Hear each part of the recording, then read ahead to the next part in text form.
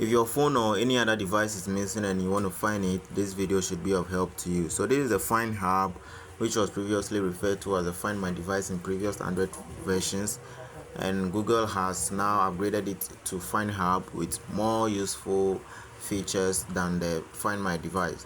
So what you are going to be needing primarily is your Google account.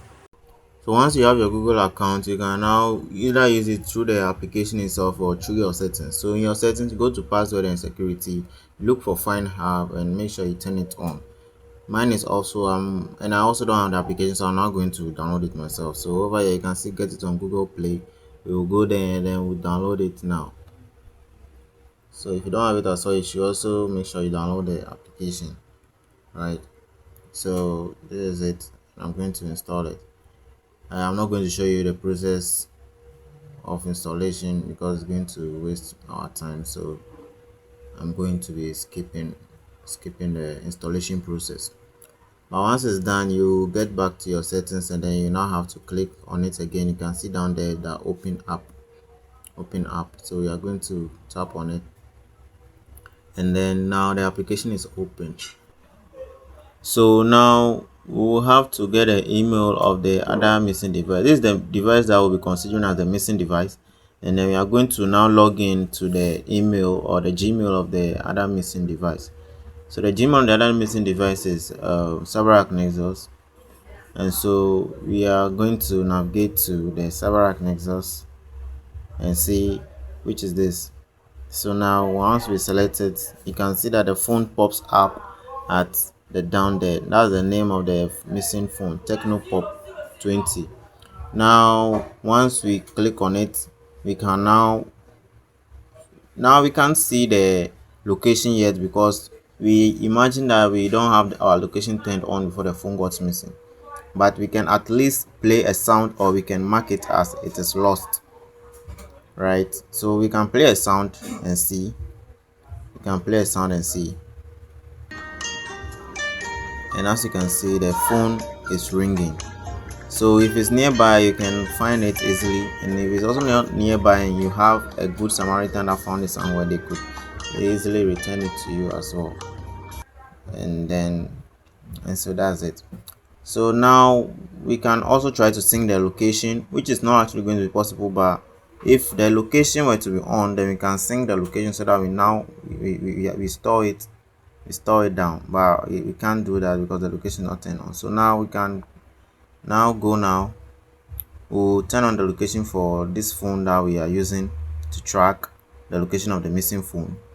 We'll turn on the location for this one, and then now go to the missing phone as well. So this one, we imagine that you have the location turned on before the phone got missing, right? So imagine the location was turned on before the phone got missing, and so now that's it. You can now go back to the phone you're trying to use to track it. Now when you refresh and then you tap on the missing phone, now you will see that the Google map will now refresh and then take you directly to the location of the phone. Again, over here you can see that the battery percentage of the phone which is missing is 37%, right? Yes, as this here, just to verify or clarify that it's actually this phone we are trying to track. So it will even show you the battery percentage of the phone that is missing, and then the network it is connected to. So you can try to play a sound again or mark it as it is lost, or you get direction to the phone from where it is, from where you are. So that is how you can be able to track the phone with the Find Hub. Because the phone is at one place, you can't try to do the directions too. So you can also try to factory reset the phone if you know you can't access it back, or you're not hearing any feedback. You can try factory reset so that if you have any important or essential secretive things on it that I don't want anybody to see, you can just factory reset and then everything is gone. So aside the finding devices as well, you can equally share your locations with one another. So imagine you went to any function or a party and then you will have to keep in touch with one another because you probably went to a new location that you don't know their location, so you want to keep in touch with one another, know each other's location and all that. We have the people sharing as well, so you can share your location, tap on the new share, and then you share your location with anybody at all through any platform. So you can also determine how long you want the location to be shared, how long you want the person to know where you are as well, right? You can share it, you can determine that. So you have to share the link to your location to anybody at all with any through any platform. Yeah, so we are going to be using WhatsApp. I'm going to be using WhatsApp, and because my WhatsApp I have turned on focus mode, so I have to use. Now over here we have to share it to, let's say, to can. Yeah, let's say to can. This one is not about anybody, any phone getting missing, just that you want to share your location with anybody else, so that if you get missing, or probably you are already missing and you want someone to know where you are and your phone is with you, you just share your location. So we'll go to the other device. You see that the other person has received your message, right?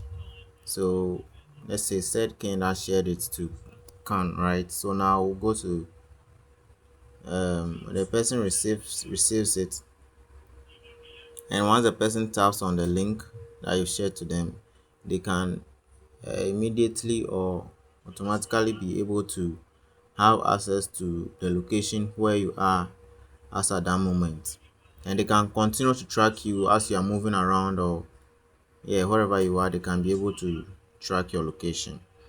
So these are some of the features that are making a Find app more useful and better than the Find My device. You can locally use it to find your books, and also you can use it to find your keys and also your Bluetooth devices or any other device at all. Once you have this Bluetooth trackers attached to them. So you see these Bluetooth trackers, they work in the sense that once any device gets missing, they send the signals across, right? These signals around, trying to declare their location at any point in time.